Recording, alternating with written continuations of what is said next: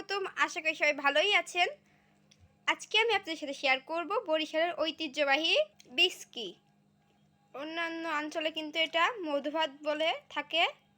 আর এই রেসিপিটি কিন্তু বর্ষার সময় বরিশালের লোক বেশি খাওয়া দাওয়া করে। আর এই রেসিপিটি বেশ জনপ্রিয় আর বেশ ভালোই লাগে খেতে।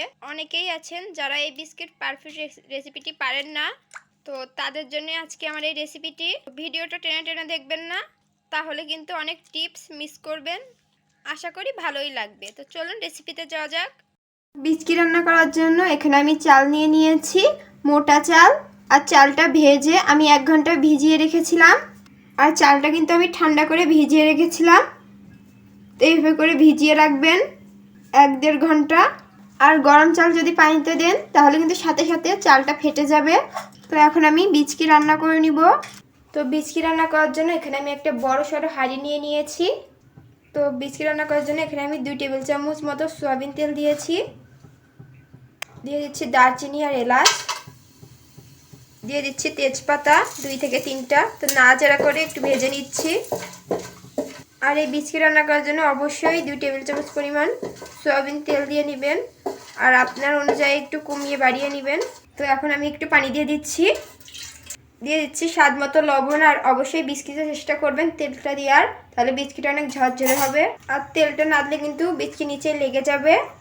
তো এর ভিতরে আমি দিয়ে দিব খাঁটি গুড়। তো খেজুর গুড় দিয়ে করলে ভালো হয়, তো তালের গুড় দিয়েও করতে পারবেন। আর মোটামুটি গুড়টা ভালো হলেই বিস্কিটা খেতে ভালো লাগে।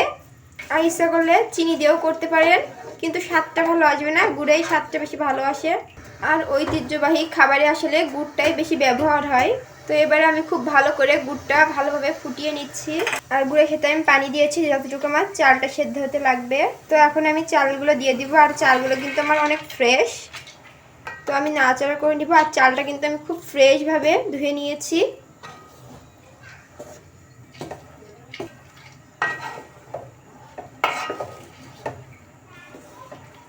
তো নাড়াচাড়া হয়ে গেছে। এখন আমি কিউব করে কেটে রাখা কিছু নারকেল কুচি দিয়ে দিচ্ছি। তো আমি একটু নাড়াচাড়া করে নিচ্ছি।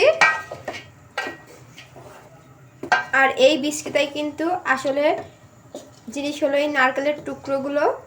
আর নারকেলের টুকরোগুলো যখন খসমায় দাঁতের নিচে পড়ে তখন কিন্তু খেতে বেশ ভালোই লাগে। আর এটা ছাড়া কিন্তু বিস্কিটটা খেতে ভালো লাগে না। তো এবার আমার বেশি পানি দেওয়া লাগবে না, কারণ আগে থেকেই যেহেতু আমি চালটা ভিজিয়ে রেখেছিলাম। তো এখন আমি ঢাকনি দিয়ে ঢেকে নিব।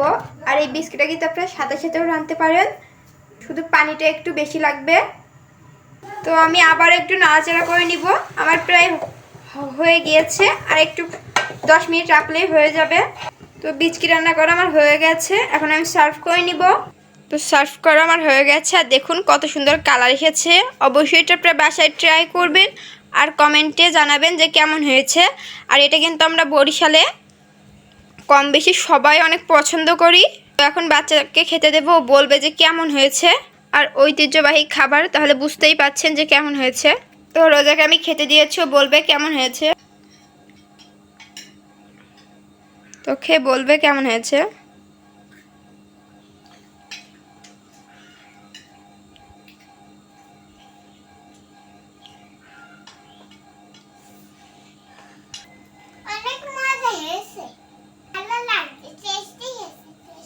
তো বুঝতেই পাচ্ছেন কেমন হয়েছে। ভিডিওটা ভালো লাগলে লাইক করবেন, শেয়ার করবেন, কমেন্ট করবেন এবং সাবস্ক্রাইব করবেন এবং আমার চ্যানেলের সাথে থাকবেন। আল্লাহ হাফেজ, টাটা।